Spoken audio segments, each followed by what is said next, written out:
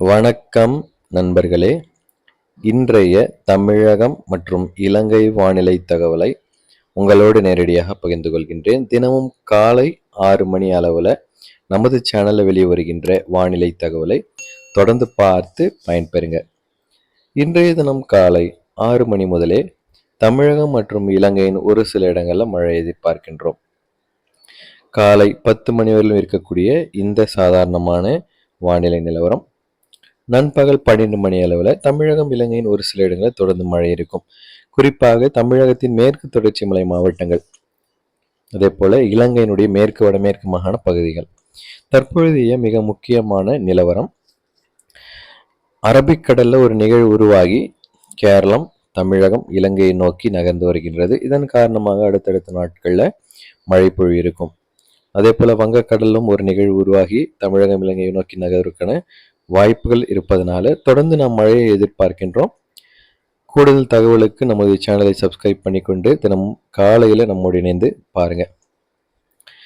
இன்று மாலை 4 மணி அளவில் தமிழகத்தில் பரவலாக வட மாவட்டங்கள் தவிர்த்து அனைத்து பகுதிகளிலும் மழை எதிர்பார்க்கின்றோம். மேற்கு தொடர்ச்சி மலை மாவட்டங்களும் தென் மாவட்டங்களும் கனமழை எதிர்பார்க்கின்றோம். இலங்கையில் தென் மாகாணம், மேற்கு வடமேற்கு மாகாணங்கள், மத்திய மாகாணத்தின் பகுதிகள், ஊவா மாகாணம், சபரகமுவ மாகாணங்களில் மழையின் வாய்ப்புகள் இருக்கும். மீனவர்களுக்கான தகவலை பொறுத்தவரையில் புயல் காற்றின் எச்சரிப்போ பெருமழை வாய்ப்புகளோ சற்று குறைவாக இருப்பதனால நீங்கள் பாதுகாப்பாக உங்களுக்கு பள்ளிகளுக்கு சென்று வரும்படி கேட்டுக்கொள்ளப்படுகின்றீங்க. கூடுதல் தகவல்களுக்கு உள்ளூர் வானிலை செய்திகளையும் கேட்டுவிட்டு செல்வது கூடுதல் பாதுகாப்பு. இரவு நள்ளிரவு வேளையிலும் மழை சற்று தொடரும். அடுத்த நாள் நாளை காலை வரைக்குமான 24 மணி நேரத்திற்கான வானிலையை பார்த்தோம். தொடர்ந்து அடுத்தடுத்த நாட்களின் வானிலைகளை சுருக்கமாக உங்களோடு பகிர்ந்து கொள்கின்றேன். முழுவதுமாக இந்த வீடியோவை நீங்கள் பாருங்க.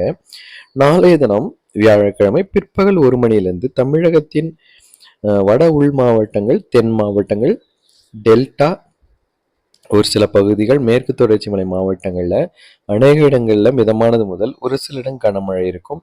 இலங்கையின் தென் மாகாணம், மேற்கு வடமேற்கு மாகாணங்கள், கிழக்கு மாகாணத்தின் பகுதிகள் ஒரு சில இடங்களில் மிதமானது முதல் கனமழையும் இருக்கும்.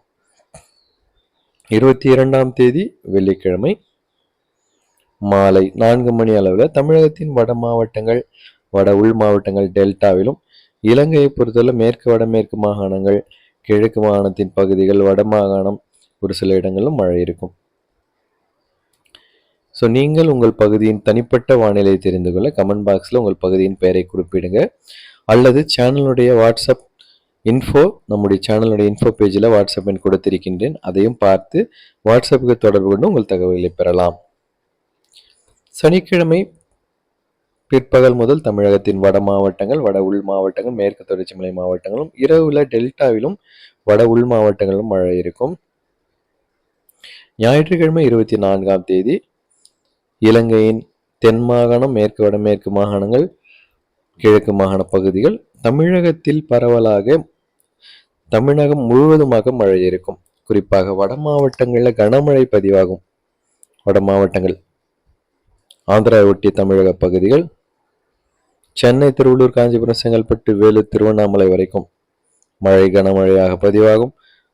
அதே போல டெல்டா தென் மாவட்டங்கள் அநேக இடங்கள், விருதுநகர் மாவட்டம், சிவகங்கை, மதுரை, புதுக்கோட்டை, திண்டுக்கல், ராமநாதபுரம், தூத்துக்குடி மாவட்டங்கள் அநேக இடங்களில் கனமழை எதிர்பார்க்கின்றோம்.